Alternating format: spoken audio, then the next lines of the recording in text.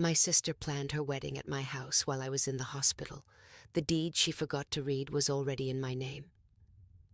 My name is Willa, and I was 30 for the afternoon my neighbor sent me a photograph from her kitchen window. I was in a hospital bed on the 4th floor of St. Clement's Medical Center.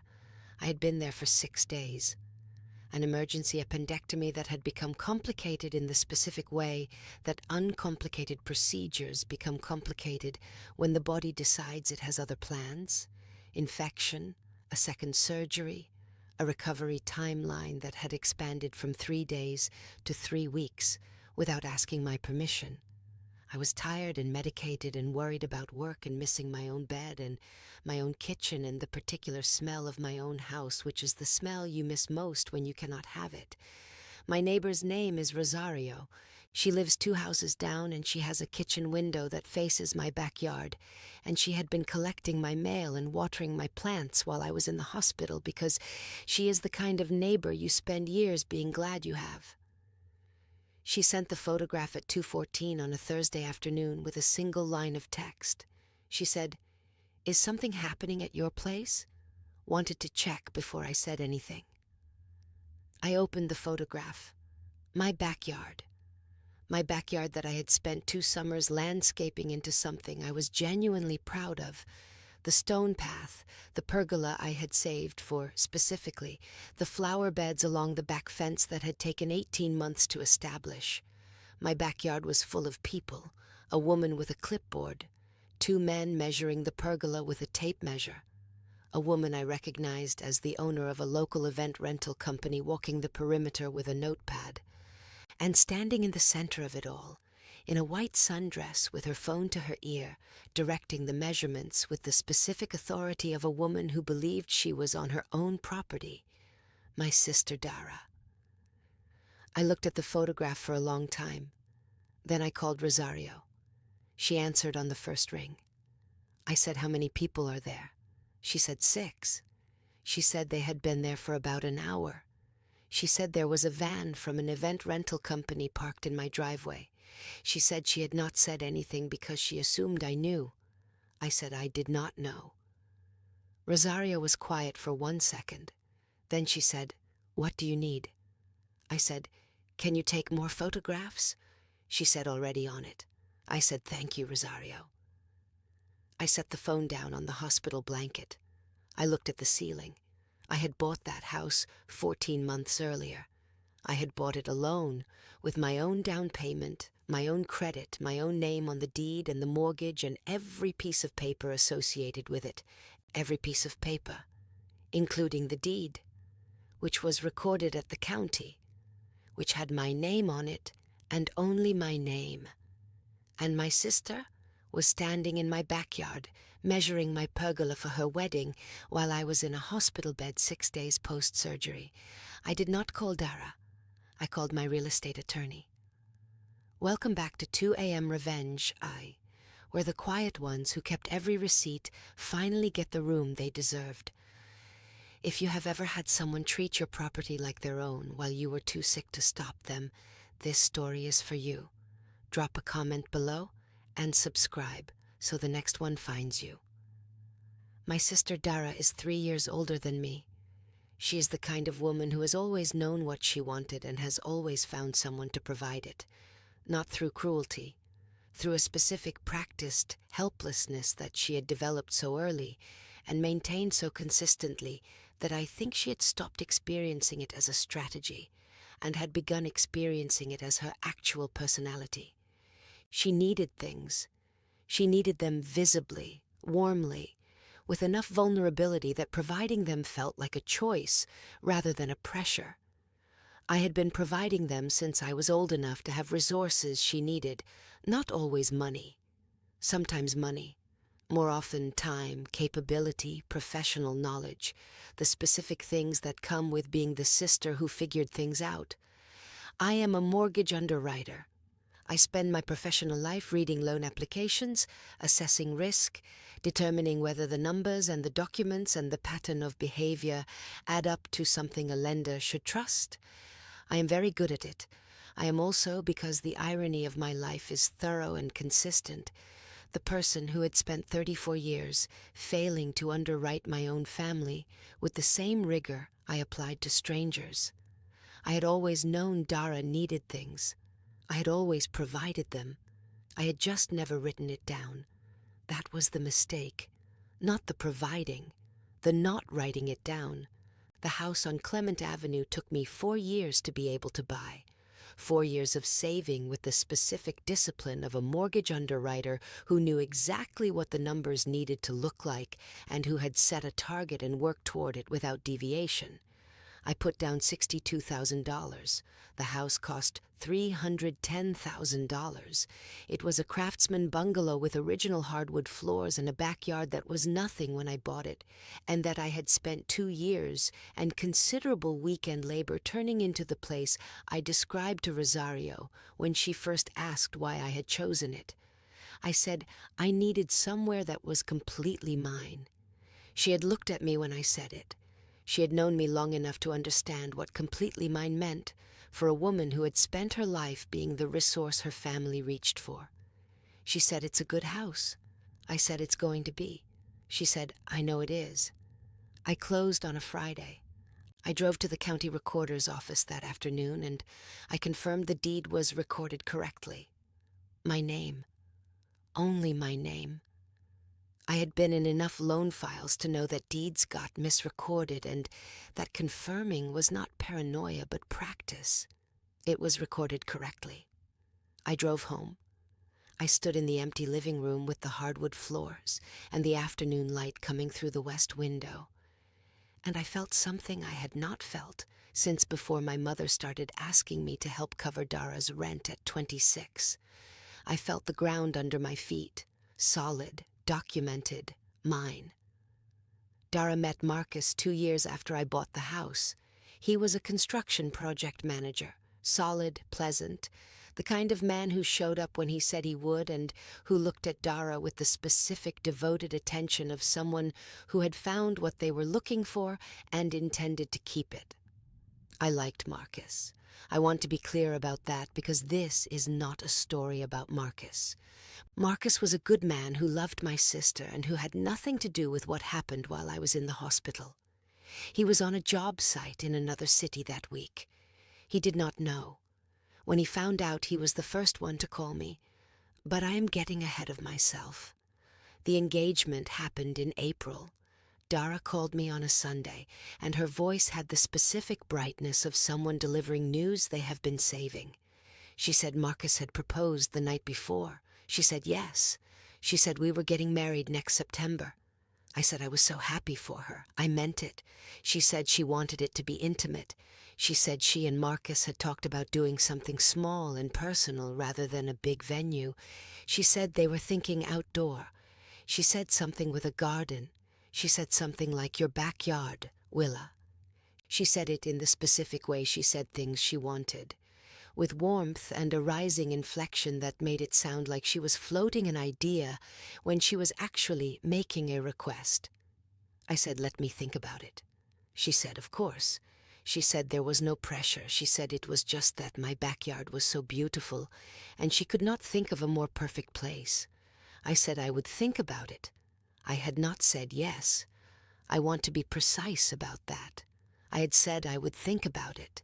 The difference mattered. I thought about it for 2 weeks, not because I did not want to help my sister, because I know how to read a loan application, and I know that what people are asking for on paper and what they intend to do with it are sometimes different things.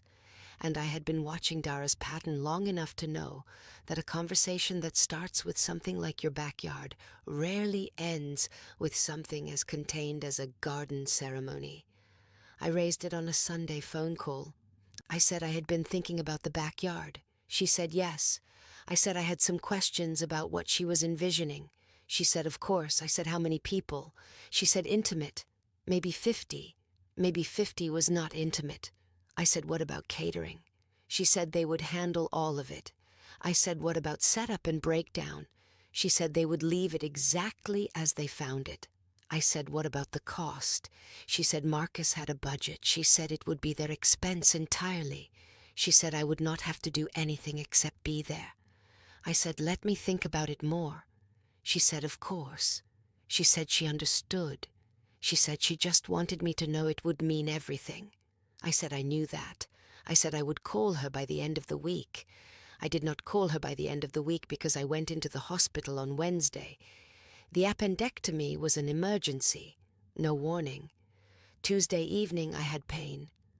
By midnight it was clear the pain was not going away on its own.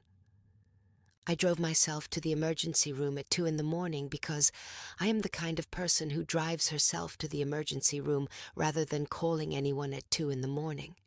Surgery Thursday morning, complication Saturday, second procedure Sunday. By Wednesday I was stable and exhausted and facing 2 more weeks of recovery that were not optional. I had texted my mother Tuesday night from the emergency room. She had called Wednesday. She had asked if I needed anything. I said I was managing. She said she would let Dara know. I said thank you. I did not hear from Dara until Friday. She texted. She said she was so sorry to hear. She said she hoped I felt better soon. She said let her know if I needed anything. She did not come. She did not call. She sent one text on Friday and went back to her wedding planning. I know this because on the Thursday of the following week, Rosario sent me the photograph. I called my real estate attorney from the hospital bed. Her name is Petra Singh, and she had handled my closing, and she answered her cell phone on the second ring with the focused attention of a professional who knows when a client call is not a routine inquiry. I explained the situation. She listened without interrupting. When I finished, she said 2 things. She said the property is yours, and the deed is unambiguous. She said no one has any right to use your property for any purpose without your written consent. She said, what do you want to do?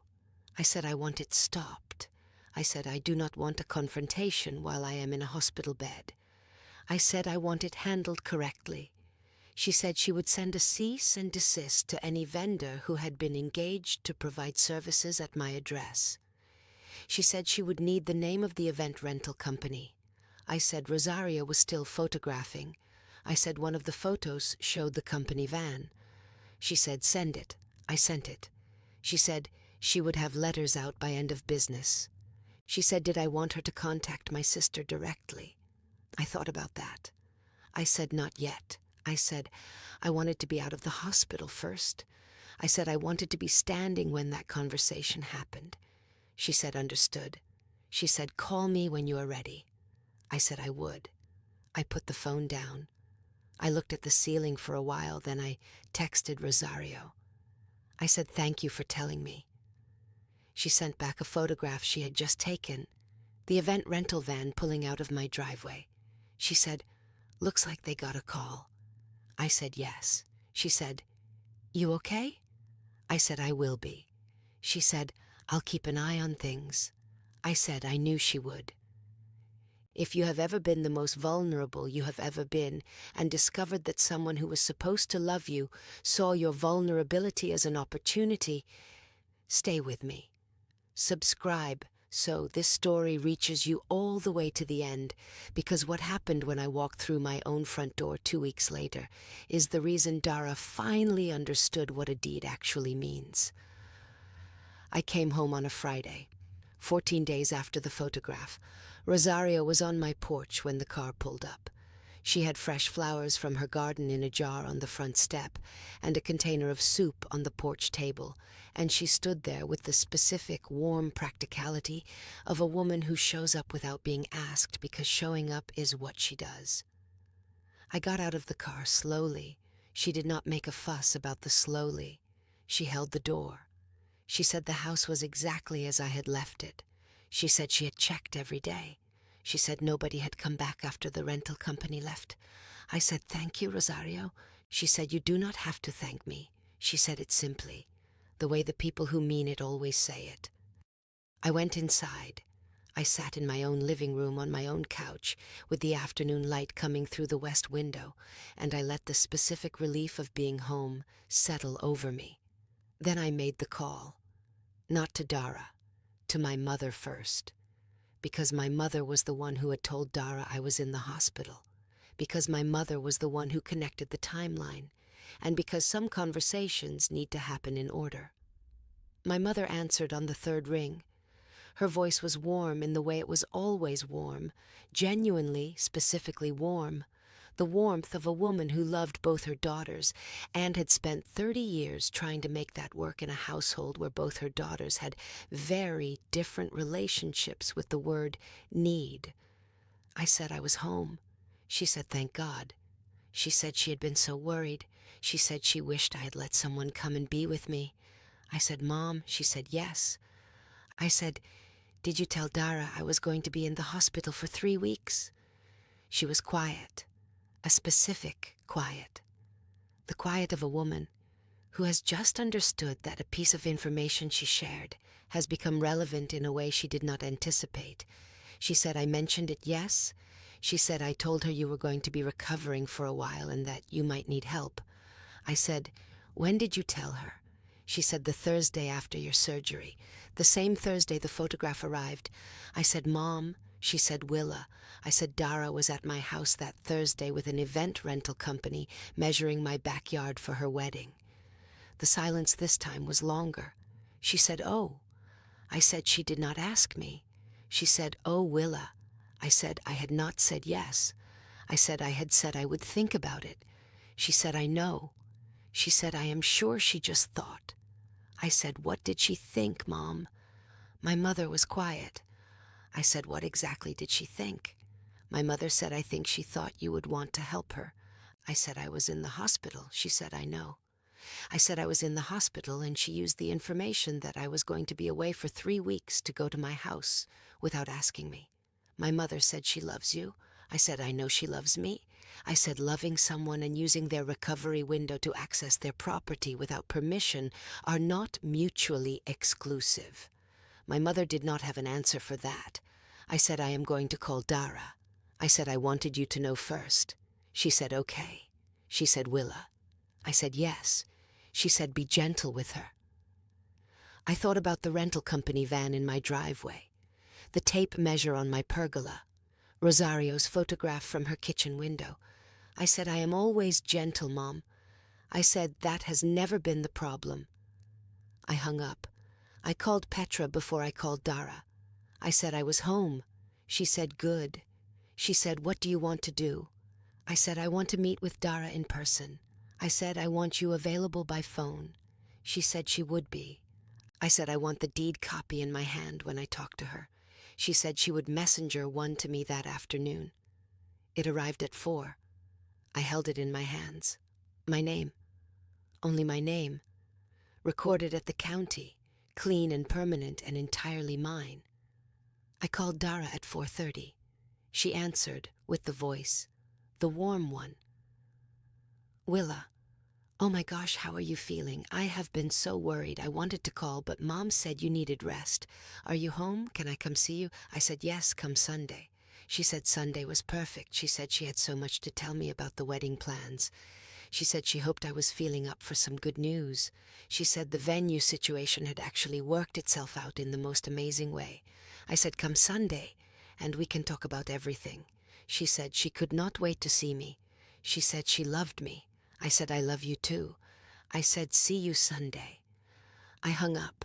I looked at the deed copy on my kitchen table. I thought about the words, venue situation. She was going to tell me she had found a solution. She was going to present my house as a solution she had arranged. She did not know the rental company had received a cease and desist letter 14 days ago. She did not know Rosario had photographs time-stamped from the Thursday she was there. She did not know I had been on the phone with Petra from my hospital bed. She was coming on Sunday to tell me she had solved the venue problem. I was going to let her tell me. Then I was going to show her the deed. Sunday morning I made coffee and set the kitchen table the way I set it for important conversations. Clean surface, nothing extraneous, the deed copy face down in the center. Rosario came by at 9 with her phone already open to the photographs she had been keeping since that Thursday. She sat at the table and transferred copies to my phone and to my email, and she did it without drama and without asking for anything. And when she was done, she said, "Call me if you need anything." And she left. That was Rosario. That was the whole of Rosario. Dara arrived at 10:30. She came with flowers and a bakery bag and the specific bright energy of a woman carrying good news she has been saving. She hugged me carefully because of the incision. She asked about my recovery. She asked about the hospital. She asked all the questions she should have asked over the 14 days when I was in that hospital and she was in my backyard. Then she sat down across from me at the kitchen table, and her eyes went to the face-down paper in the center of it. She looked at it for 1 second. Then she looked at me. Then she launched into the wedding. She talked for 11 minutes. I counted, not because I was impatient, because I wanted to give her the full space. She talked about the ceremony vision and the guest list, which had grown from 50 to 83, and the catering she had found, and the florist and Marcus's family flying in from 3 different states. Then she got to the venue. She said the venue had actually been the most stressful part, but it had worked out beautifully. She said she had found the most perfect place. She said intimate and personal and with the most gorgeous garden. She paused for effect. She looked at me. She said, "Willa, I hope you don't mind, but I actually already started planning it at your place." She said, "I know I should have asked first, but you were in the hospital and I didn't want to stress you and I knew you would say yes, so I said, Dara." She stopped. I turned over the deed. I slid it across the table. I said, "Take a look at this." She looked at it the way people look at documents they expected to be different. She read her way down the page. She found my name. She read the ownership language. She set it down. She said, "I know it is your house." I said, "Then you know that using it requires my permission." She said, "I was going to ask you properly." I said, "You brought a rental company while I was in surgery recovery." She said, "I was just looking at the space." I said, "Dara." She said, "I knew you would say yes." I said, "That is not how permission works." She said, "You are being very technical about this." I want to give you that sentence exactly. Very technical. As if the deed to my house were a technicality. As if my name on a recorded document were a fine print issue she had not expected me to raise. As if the home I had saved 4 years to buy and spent 2 years improving was a resource she had been waiting for the right moment to allocate. I said, "I am being accurate about this." She said, "Those are not the same thing." I said, "No, they are not."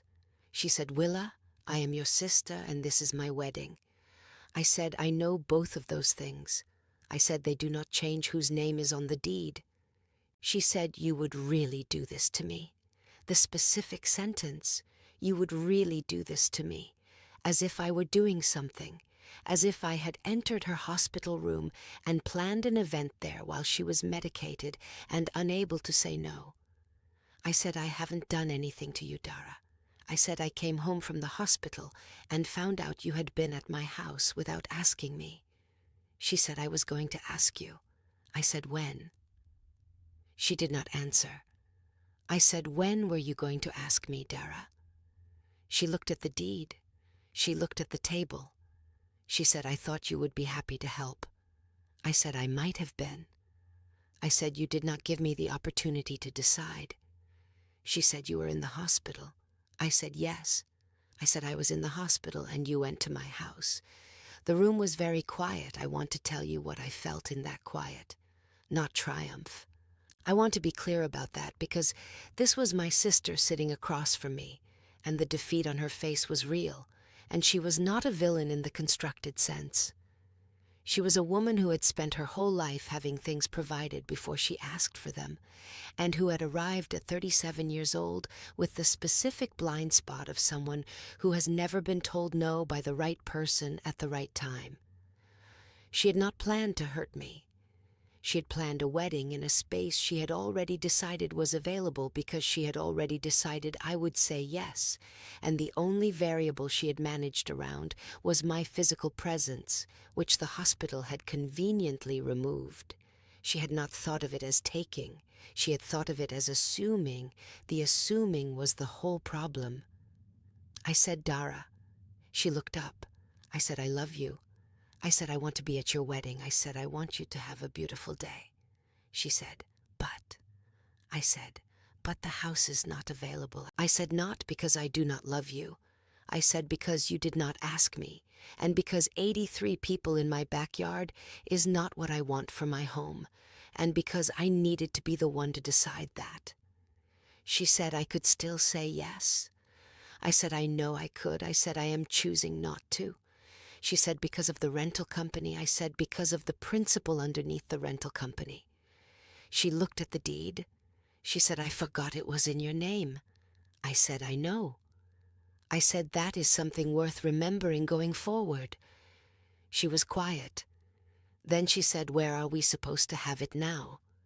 I said, that is something you and Marcus will figure out. I said, you have 9 months. I said, you have a budget and a vision and a guest list of 83 people who are coming to celebrate you. I said, you will find the right place. She said this was the right place. I said it was the right place if I had said yes. She said you would have said yes. I said you did not give me the chance to find out the quietest silence yet. Then she said, I'm sorry. 2 words, no performance underneath them, just the words, stripped of everything else. I said, I know. I said, I believe you. I said, I need you to understand that sorry does not make the assumption acceptable. She said, I know. She said, I think I have always assumed you would just. She stopped. I said, finish that. She said, I have always assumed you would just handle it. She said, whatever it was. She said, you always did. I said, I know. I said, that is something both of us need to think about. She looked at her coffee. She said, I should have asked. I said, yes. She said, I should have come to the hospital. I said, yes. She said, I was caught up in the planning and I told myself you needed rest and She stopped. She said, those are excuses. I said, yes, they are. She said, I'm sorry, Willa. I said, I know you are. Dara and Marcus found a venue, a restored farmhouse 40 minutes outside the city with a garden ceremony space and an indoor reception hall, and a coordinator who had done this 100 times and who did not require my sister to measure someone else's pergola. The wedding was in September. It was beautiful. I was the maid of honor. I gave a toast that was honest about love and assumption and the specific work it takes to know where the line is between the two. People laughed in the right places. Marcus's mother cried. Dara squeezed my hand when I sat back down. She said that was perfect. I said I meant every word. She said, I know. She said that was why it was perfect. We are different now, not worse. Different, she calls before she assumes. That is the whole change, and it is not a small one. She called last month to ask if she and Marcus could use my backyard for a small dinner party. 12 people. She asked 2 weeks in advance. She said she understood completely if the answer was no. I said yes. I said I would make the potato salad. She said you don't have to. I said I want to. She said Willa.